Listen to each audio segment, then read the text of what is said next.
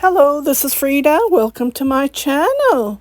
Here I am working on a new design, puff stitch, Bolero Shrug, and I'm knitting with the leftover Angora rabbit yarn that I have in my stash.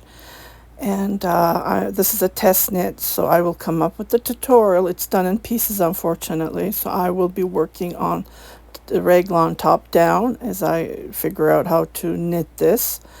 And again, this is a test knit, and I am using 100% Angora rabbit yarn from my leftover that I have from my stash. And I just wanted to share you this. So I am up to this, working on this. And here's the puff sleeves that I have designed. I did buy the pattern. Unfortunately, it was useless. The numbers, the needle size does not work.